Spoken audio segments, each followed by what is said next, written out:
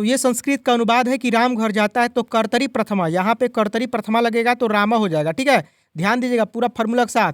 गृहम होगा क्योंकि कर्मणि द्वितीया होता है तो गृहम हो जाएगा। ठीक, गृहम, और यहाँ पे गच्छति हो जाएगा। गच्छति मतलब जाता है। ठीक है, तीता अंतिलट लकार में चला है तो रामः गृहम गच्छति। कवियों में कालिदास श्रेष्ठ है। तो इस तरह की अगर बात आए कि जिसमें समूहों का बोध हो और उसमें किसी एक को श्रेष्ठ दिखाया जा रहा है तो कबीसु, बालकेसु, इस तरह से आपका चलता है। और बालका बालको बालका बालकम बालको बालकान बालकेन बालकाभ्यम बालके बालकाय बालकाभ्यम बालकात बालकाभ्यम बालकाभ्यम बालकस्य बालकयो बालकानाम बालका बालकयो बालकेसु, यानी कि आपका सप्तमी होगा। ठीक है, तो सप्तमी में आपका यहाँ पे होगा।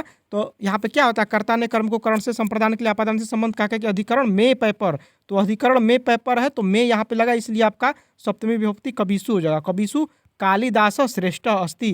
ठीक है, यहाँ पे घर के बाहर पेड़ है, मतलब घर से बाहर पेड़ है तो गृहात हो जाएगा। ठीक है, गृहात बही वृक्ष अस्ति, तो यहाँ पे बही होता है बाहर का। ठीक है, ये ध्यान रखिएगा, बही हो जाएगा बही, और वृक्ष हो जाएगा वृक्ष, क्योंकि एक पेड़ का बोध हो रहा है। जब मतलब एक से ज़्यादा पेड़ का बोध होगा और यहाँ पे हैं दे देगा, मतलब यहाँ पे बिंदु, तो संति हो जाता है, वृक्षासंति हो जाएगा। ठीक है, फिर वृक्ष का भी रूप चलेगा। अगर बहुत सारे पेड़ का बोध होगा तो ध्यान दीजिएगा, वृक्षा वृक्षो वृक्षो वृक्षा हो जाएगा। लेकिन इसका जो होगा सेंटेंस वो होगा गृहात बही वृक्ष अस्ति।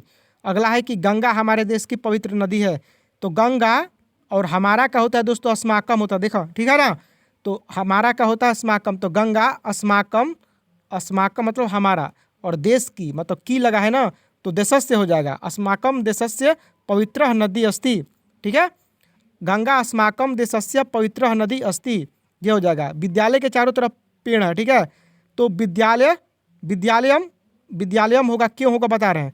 अभितः परितः के योग में द्वितीय विभक्ति होती है, ये फार्मूला है इसका। जैसे होता है ना कर्तरी प्रथमा, कर्मणि द्वितीया, सहार्थे तृतीया, इनांग विकार, इस तरह के फार्मूले होते हैं।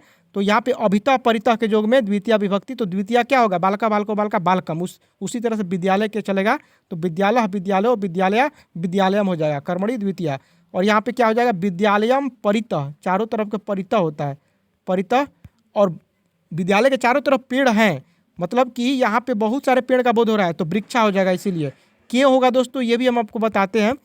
विद्यालयम परितः वृक्षा संति, संति इसलिए होगा क्योंकि बहुत सारे पेड़ का बोध हो रहा है। यहाँ पे है की जगह पर बिंदु कर दीजिएगा कि विद्यालय के चारों तरफ पेड़ है, मतलब कि बहुत सारे पेड़ हैं, इसलिए संति चलेगा। ठीक है, यहाँ पे अस्थि नहीं होगा, अस्थि तब होता है जब किसी एक का बोध कराया जाता है। यहाँ पे संति हो जाएगा। यहाँ पे वृक्षा इसलिए होगा क्योंकि वृक्ष का रूप चलेगा तो वृक्ष वृक्ष वृक्षा, यानी कि वृक्ष का बहुवचन एक हो जाएगा। ठीक है, एक वचन के बहुवचन में हो जाएगा, प्रथमा के बहुवचन में। तो विद्यालयम परितः वृक्षा संति, ये आपका इसका हो जाएगा। ठीक है, तो इसे ध्यान दीजिएगा। और भी अगर आपको कुछ जानकारी चाहिएगा तो हमसे पूछिएगा।